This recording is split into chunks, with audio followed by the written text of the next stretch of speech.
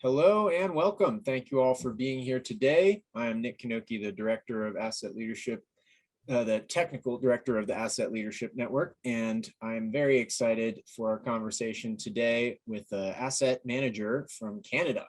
Before we get underway, I just want to note the Andrew James Advisory Group is this week's sponsor for ALN Thursday at 3. And I believe Mike Bordenero has a few things to say about their upcoming training course starting in June. Yes, I have been having the privilege of talking with folks in Canada and Australia, and they're talking about capacity building, the need for asset management minded people. And this course that the Andrew James Advisory Group offers can get your team up to speed and build your asset management capacity. It's a 2-week web course. It's available in Spanish also. And the next course starts June 6th. There are some seats available. So reach out to our sponsor for this week and organizational member, Andrew James Advisory Group. We have an A55K professional certification page on our website. You can find their contact information there. And let's thank our patron members and our organizational members. And we have a new organizational member, Trent Port Services, will be joining us. And we've got the CEO and founder, John Arnup, on a panel on May 26th, talking about microgrids, because it turns out that ports are microgrids. And we're doing the Microgrid Summit because of our connection with Dr. Dorothy Robin, who was in a couple presidential administrations. And we have an exciting BIM storm from Onuma Inc., which is an online brainstorm using building information models.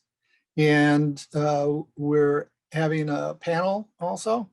And just so that our municipal friends don't feel left out, next week we have another program with our member Aesthetic and one of their case studies from Windsor, Ontario, where there was a turnaround from not having a minute for for asset management to having a vote in support of taxes to fund ongoing asset management. So that was very good. And today we're very happy to have Dharmen Dhaliah. Dharmen, you can join us now. And we met on LinkedIn. And I was impressed you had done consulting off the coast of Africa for an island nation, I believe, and have written a couple books. And you were involved in asset management in water and wastewater, I believe, for Toronto. And now you're heading up the Halton Hills asset management. And say your title again. It's a really great title. Hi, Mike. Yeah, it's climate change and asset management. Funny, those two go together. How did you manage to get those two together in your title? They are actually very close to each other, very much tied to each other, tied to the hips, like we said. Mm-hmm. And it's all based about the right decisions on your assets and infrastructure. Was that in the job title that you applied for, or did you make it that? No, actually, I joined the town as a corporate asset manager to look at their asset portfolio. And then when the town declared the climate emergency back in 2019, then they were looking, okay, how do we achieve those net zero target by 2030 that the town has and take climate change actions? So then they decided to do a reorg to see, and I inherited the portfolio. So it's working really, really good, I should say. Yeah, that's spectacular to hear that backstory. But can you give us a further backstory and kind of do a more detailed version of what I said about the books and the consulting and what you did at Toronto? And Yeah. So glad to be here today and welcome everyone. So I started my career as in the private sector in the maintenance and reliability field. Then when I got into asset management in the local government, in the municipality, I started with the City of Toronto in the water division, where I started as a reliability engineer to develop the maintenance and reliability practices. So it has to be like I was in the trenches, understanding the nuts and bolts of doing maintenance and reliability.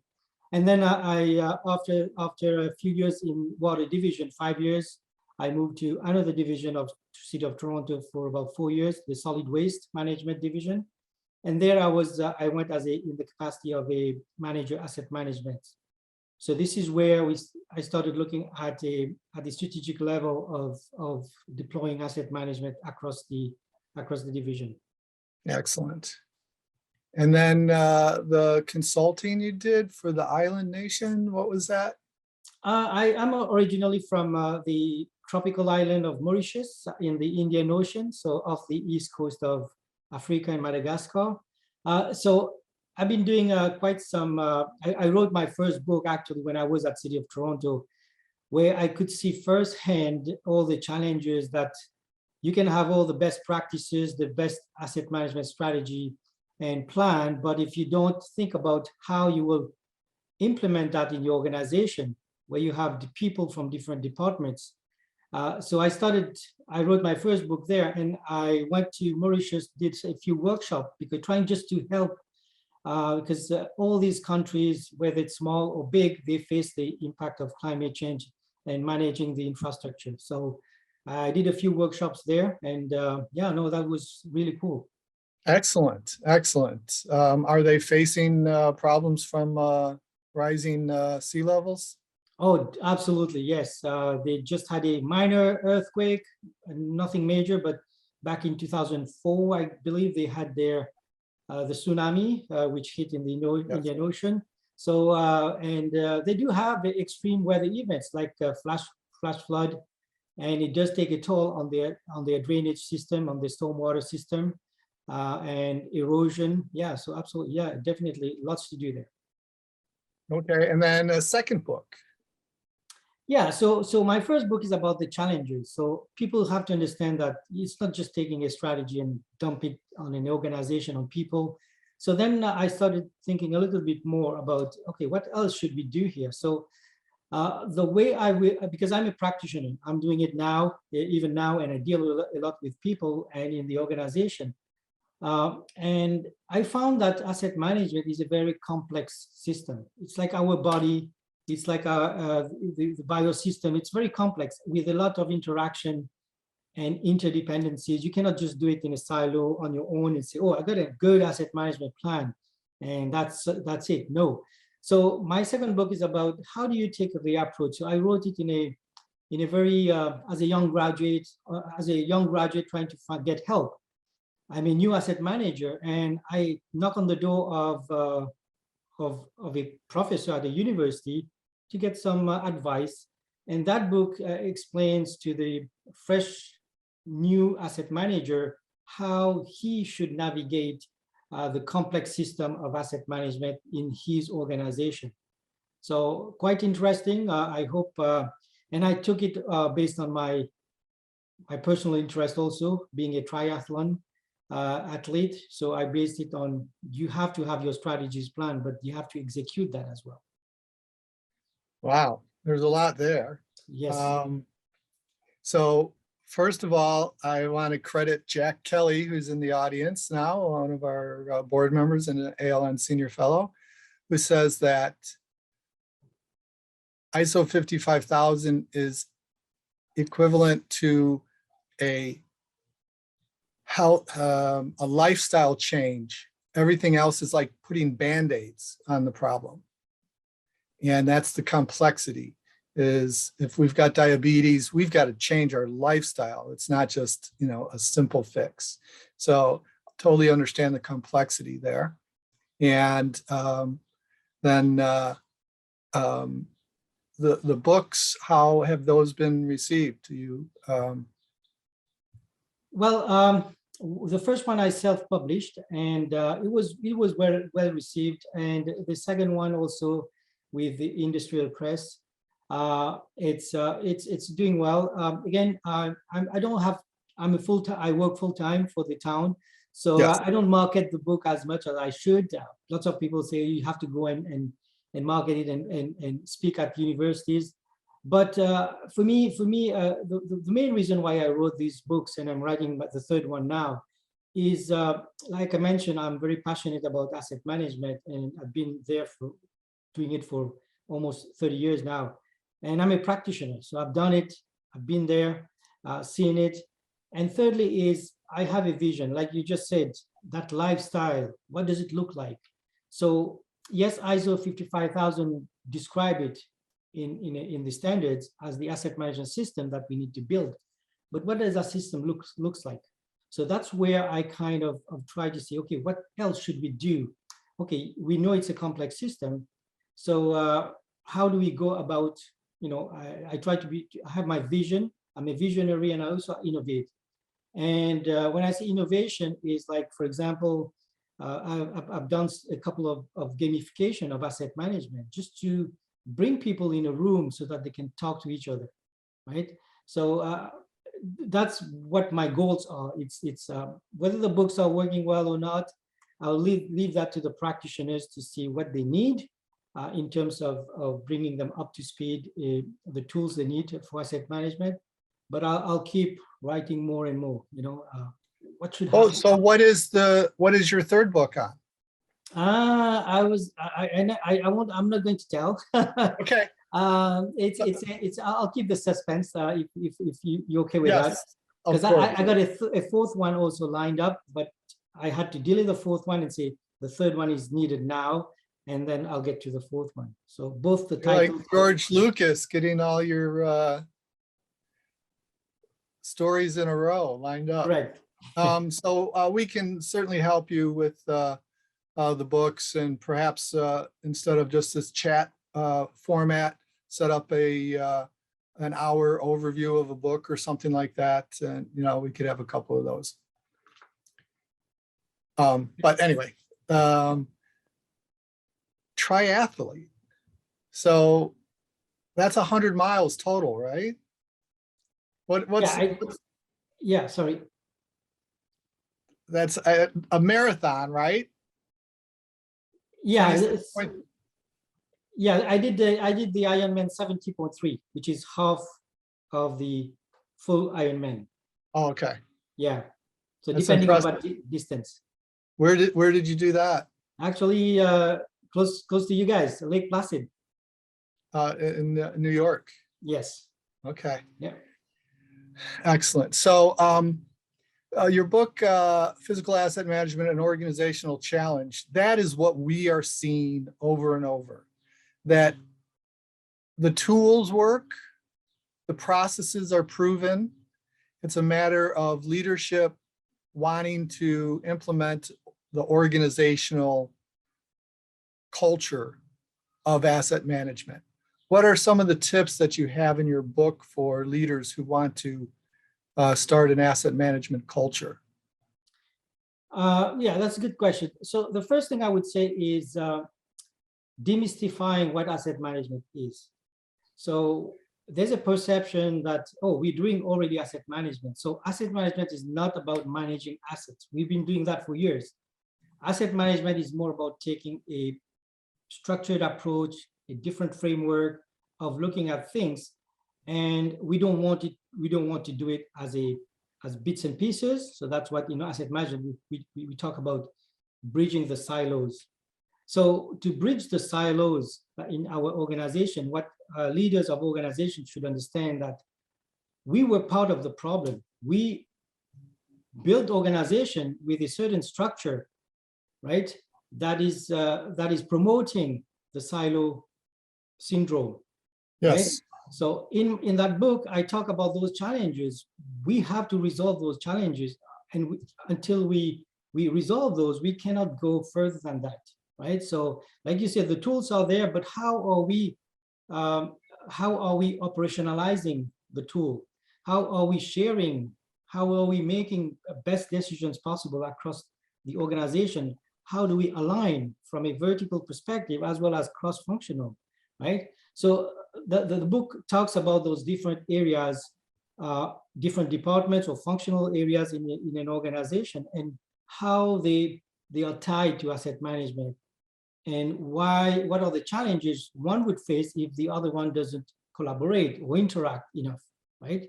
So I think it would be a good starting point for new asset management practitioners or even leaders in organization to understand the lay of the lands, right? When you want to go in on the asset management journey. Do you have any examples in the book? Yeah, in each chapter of the book, I have case studies that actually show the reality of a scenario. Let's say I work in maintenance. Well, can you share a specific scenario, a case study? Now, yes. Yeah. Instead of just talking general. Yeah, absolutely. Yeah. For example, let's say I'm in the maintenance department, right? I do all the refurbishment of my pumps and my equipment, and I have a pump coming up for refurbishment, and I need to spend $5,000 on that pump. So I have already made the purchasing of planning and scheduling of those that shut down. But on the other side of in the other room, we have the plant manager talking to the director of operation or the executives, and they're making a decision that we are going to replace that pump with a new one of a different type to do a different products, and the message hasn't come across. So here we are spending money on an asset that is going to be disposed of, replaced in the next 6 months, and that communication didn't happen. So when we talk about realizing value, maximizing value in an organization, that cross communication, top down, bottom up, has to happen, right? Mm-hmm. So there are scenarios like that where you feel like, okay, if I knew about that decision that was made in a different department, then maybe I should have delayed my refurbishment of that pump, right? So those type of scenarios, we need to understand the importance of better communication, collaboration, and coordination of your tasks and activities. Yes. So the creation of organizations was made efficient by having silos focus on certain areas. So I can understand that why they're created. But now, with the power of the technology we have, the information can be flowing so smoothly that it's time to bring those silos down. And when I was in the building, just the building asset management world, the head of buildings didn't have the ability to write new contracts, to require everyone to use the same information processing. That's why I jumped into Asset Leadership Network, because it took us up to the C-suite. So I wonder what the difference is between Toronto and Halton Hills, which is a suburb of Toronto. What are the differences? What are the similarities in their asset management approaches? Well, the biggest difference is the size and complexity. Sure. City of Toronto is so big that, and as I described, I was working in one department, so I can effect the change in that division only, in the water assets only. Then I moved to solid waste. I can make the change only in the with the solid waste assets only. While at Halton Hills, it's a smaller size, and I could touch all the asset portfolios. We talk about bridges, roads, everything, the trucks, the fleet. So that's one of the big difference. The other difference is because of the size, and when we talk about coordination and collaboration, it's difficult, right? The hierarchy, there's so many levels at City of Toronto, Yes. While at Halton Hills, it's more of a smaller size, and it's easier to collaborate and get feedback from different groups, different departments.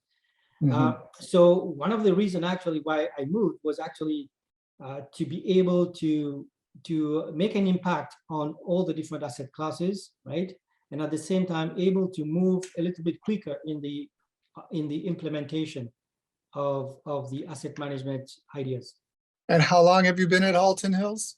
I'm at my 5th year now. And how are things going in terms of what you wanted to achieve? I would say very good.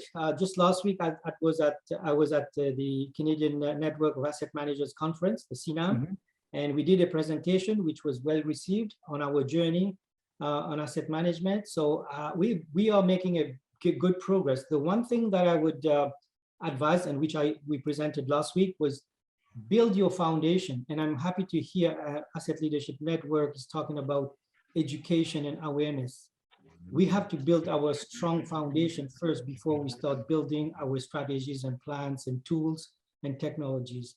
Otherwise, you won't make progress. And at Halton Hills, for the last 5 years, we are being very patient. We built a solid foundation, and now we are starting to see the results, right? Excellent. What kind of results are you seeing? So result-wise, meeting those deadlines for the audience in Ontario, asset management is regulated. So we have very strict deadlines to meet in terms of developing asset management plans. Well, you'll have to explain what some of those regulations are. We've got Chris Chen scheduled in a few weeks, and he'll talk about what Ontario, the province, is doing. But can you give us a little bit understanding of what those regulations are? Yeah, so the regulation applies to local municipalities in the province of Ontario. And in it, there are quite a few requirements that every municipality has to achieve by certain deadlines. Like, for example, 1st of July, 2022, this year, every municipality has to have an asset management plan for their core assets. And the core assets are the roads, the bridges, the stormwater systems, the water and wastewater systems, right? Okay. So the plan has to be endorsed and approved by their council. And then the next few requirements will be in 2025. How do you implement those plans, right? So very well crafted, I would say, regulation that helps guide municipalities. So coming back to Halton Hills, I would say that the foundation that we built is a lot around a governance structure that we have in place, where we have a governance steering committees, network teams where people meet on a regular basis to talk about asset management, sharing of challenges, level of service, an organization-wide risk management framework. So all those are like you're trying to cook a meal, and there are different ingredients that needs to be in the recipe, right? So we are putting that. That's what I call the solid foundation before you start even putting it on and start cooking it, right? So all these are in place, I would say, at Halton Hills, and we are now putting a software in place just to make things move better and be productive. And we have all the ingredients to go in that software. Okay.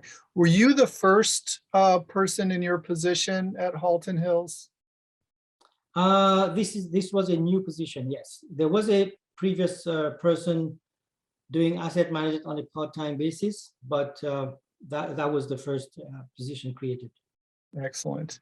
So what would you say were some of the challenges? So it seems like Halton Hills was ready for asset management before you came in.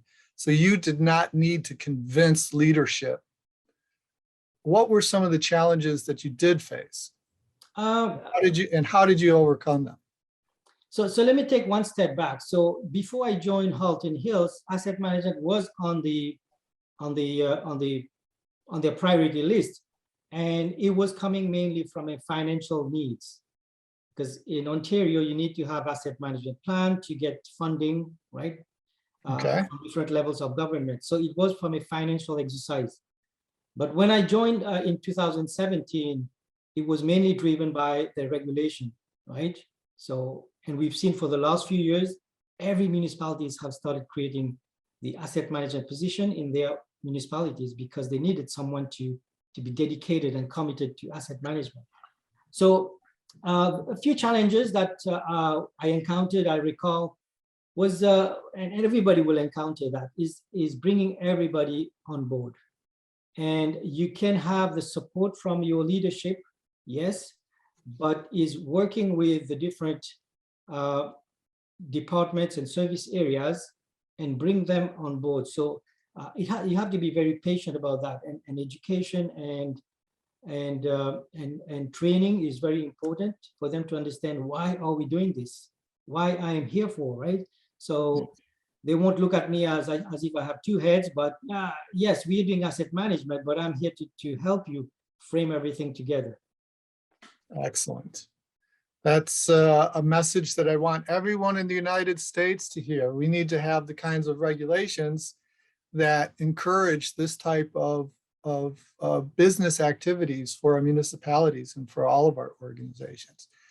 And it's been a pleasure talking with Dharmen. Dharmen has been involved in our municipality asset leadership board with Ashay Prabhu.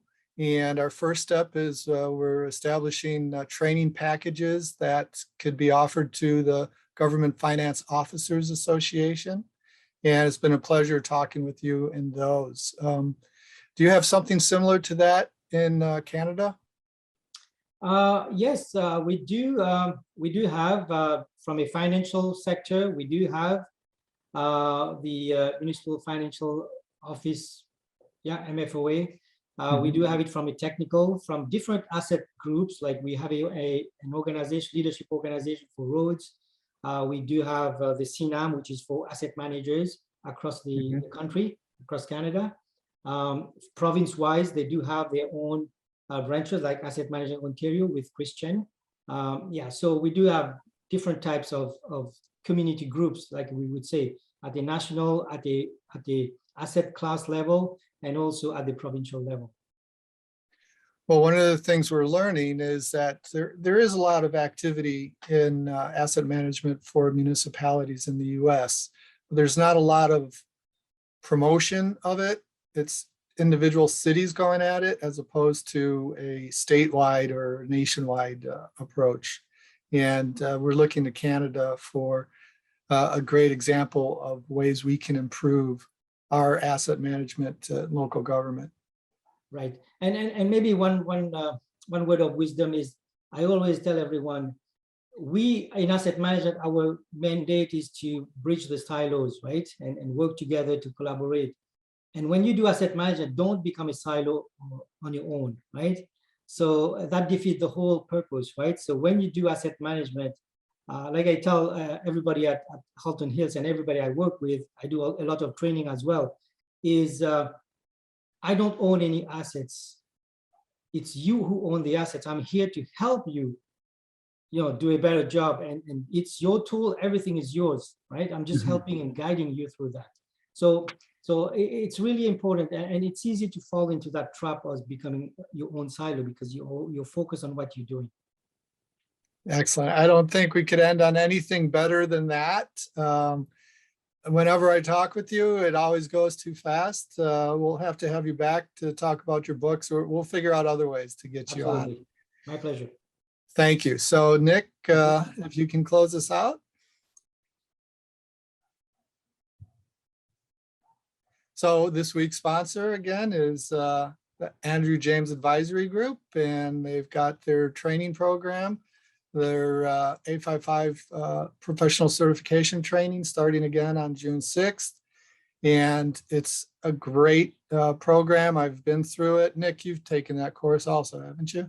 Yeah, yep, definitely valuable and good to work with other people in the course as well. Yeah, one of the best things I think an organization can do is have their team of internal and external stakeholders get involved in this training program and work on it individually. Start working on your program through the training course. So that's an option. And then I just want to remind people to register for the upcoming summit. Well, before I do that, let's do the patron members. Thanks to the patron members and to our organizational members and our new organizational member, Trent Port Services. Shout out to them.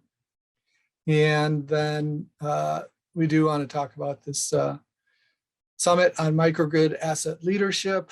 And it turns out that Moshe Nelson wrote a paper on planning to reconstruct the Ukraine. And our contacts through Dorothy Robine got us involved with a portable microgrid company that is sending microgrids to Ukraine right now as we speak. They're actually in Poland getting staged before they go in. So things are coming together for a very exciting spring summit, including a interactive workshop, BIM Storm, with Kimono Numa.